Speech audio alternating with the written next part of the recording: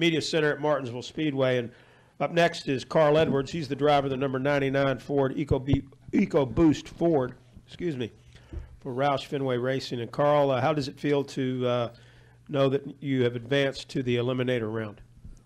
It's a great feeling. You know, we admittedly have not been a dominant team all year, and so this chase format gives us an opportunity to be tied for the points lead with 4 races left. I mean, that is that's great. So we're looking forward to this race. We're looking forward to the next 2, and hopefully advancing to Homestead, where we feel like we would have a really good shot at winning the championship if we. So anyway, yeah, just excited to be here. Been looking forward to this 3-race stretch. Take questions for Carl Edwards. We'll go here to Jeff. We can get the wireless up here on the front, and then Greg, and then Claire. Jeff, Greg, and then Claire. Jeff Gluck from USA Today. You know, probably up until the spring, it seems like there was maybe 3 or 4 guys here that were really dominant for a while. Then in the spring, there was like 12 different leaders or something. Right. It kind of seemed wide open. Denny Hamlin on the media day was saying that was maybe because I think practice had gotten rained out or something. There wasn't a lot of practice here that weekend, and maybe that left things more wide open. I think he was suggesting that if he and the other favorites got time on track this weekend, that would help them zoom back in, I guess, or zone back in. So, you know, why do you think that was, that there were so many different leaders? Is it more up for grabs now, this race? I don't know. It feels like right now in the sport. I've only been in the Cup Series for about 10 years, but it feels like it's more competitive than ever, just overall. And especially when we get to the short tracks where the aero is not such a big factor, it just feels like the information everyone has is it's such an immense amount.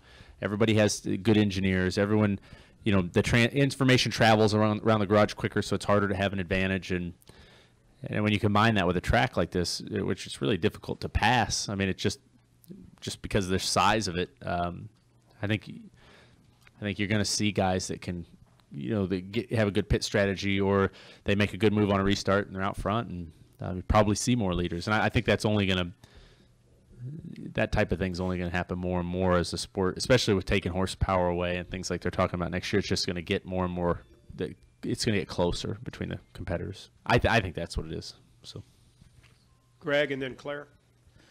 Over here, Carl. Greg Engel, Examiner.com, Cupscene.com.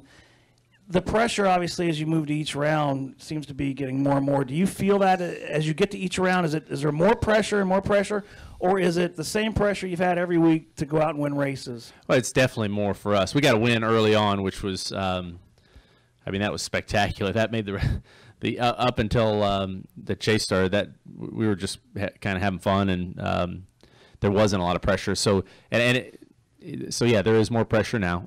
Everyone knows that the goal is, and everybody works all year to be the champion. That's what we do this for. And so I can just my guys, just being here this weekend, I can sense. I mean, a couple of them have already said, man, it'd be nice to win here. It'd be nice to, just advance this weekend. So everybody's feeling that. Claire B. Lang, Sirius XM NASCAR Radio. Everybody's talking about Talladega being, such a tough track, and of course it was at the end of the round, so it makes it different. But what about Martinsville is tough as it applies to this chase? Everybody wants the win here, but what about this track is tough as it applies to the way the chase is?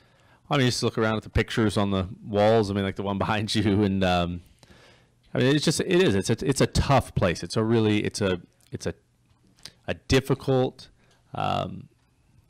It's a difficult racetrack. It requires a balance of finesse and focus and aggression that is really unlike other tracks. That, if you watch these restarts from the in-car camera view, you can't see past the guy in front of you, and there's guys up there bumping and banging and hitting the curbs. And if you get pushed out of the groove, there's always marbles up there, and you do everything you can just to merge back into traffic without getting wrecked. I mean, it's a long race. If you guys watch the guys after the race and they get out of the cars, and most of us will be sitting down. You're breathing heavy. It's a physical, tough racetrack, and I think, it's not like Talladega where you're waiting around for something to happen. There's always something happening here, and you got to be vigilant and focused the whole time.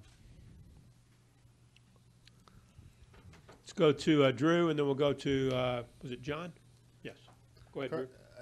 I know you're obviously focused on Martinsville, but when you look ahead to Texas and how much success you've had there, is that comforting knowing, you know, at worst case scenario, at least next week you're going to a track that you've had so much success at?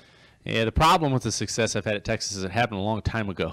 So a lot has changed, and for some reason we have not been as fast on the mile and a halves as we once were. So I don't know. I think Texas is one that actually I'm a little more nervous about than this track or Phoenix. I wish it weren't true because it's such a fun racetrack to do well at.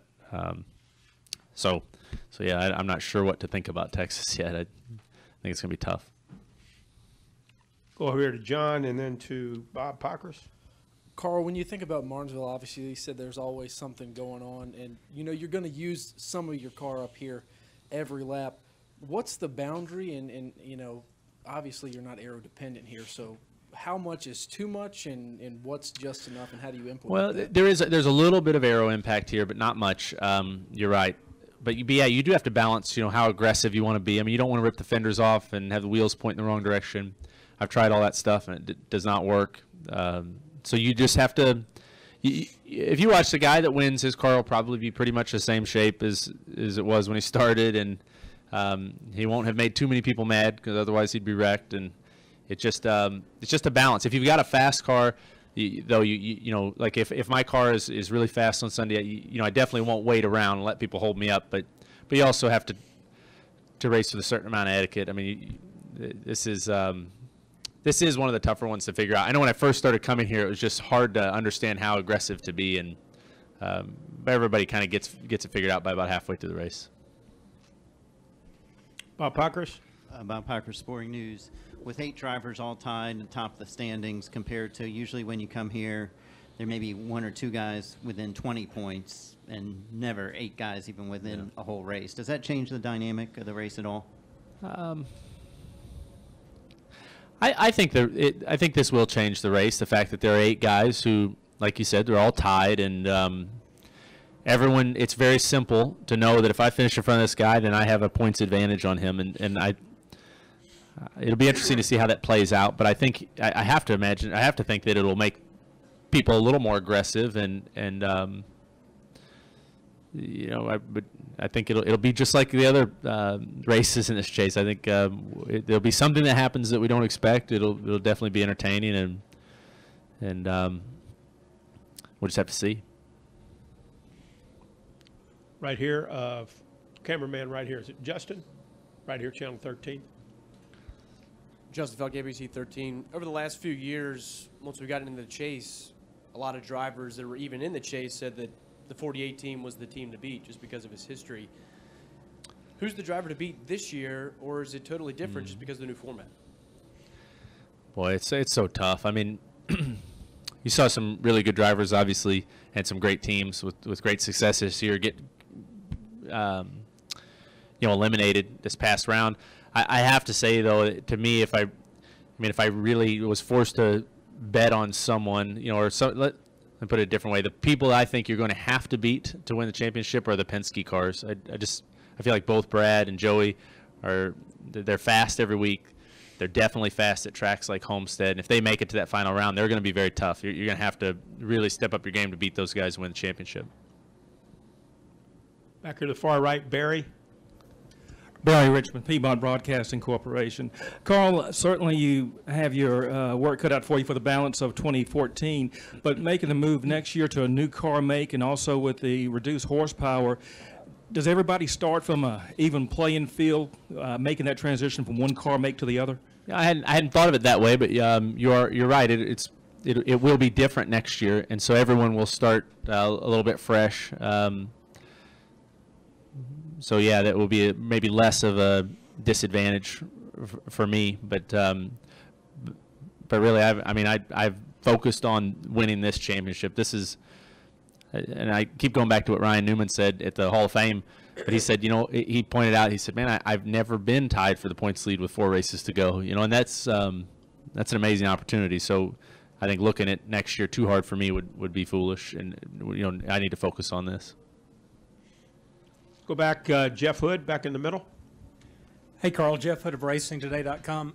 You talked about your longevity in the sport, being at Roush about 10 years, or in Cup Series about 10 years. But the relationship there with Roush, knowing you're going to leave, how involved has Jack been with you the last few weeks with, you're the guy that can maybe bring him a championship, and I know you want to win one for Jack, but what's the relationship been like, not only trying to win a championship, but knowing that you're not going to be there next year? Well, I mean, it's been great, and it surprised me at how, I guess, how much hasn't changed since I announced that I was leaving. I mean, it's Robbie Reiser, Steve Newmark, Jack Roush.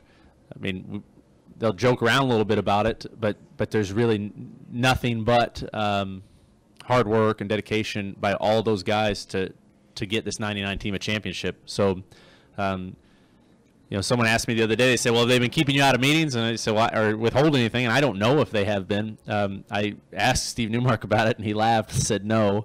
So we actually had to talk about that, and we thought it would be pretty silly to not go 100% at this championship. So I guess to answer your question, nothing's really changed. And I hope it continues like that. I mean, these guys are my friends, and they're like family to me. So I hope that through this whole process it stays that way. Got time for maybe one more. Anybody else have a final question for Carl?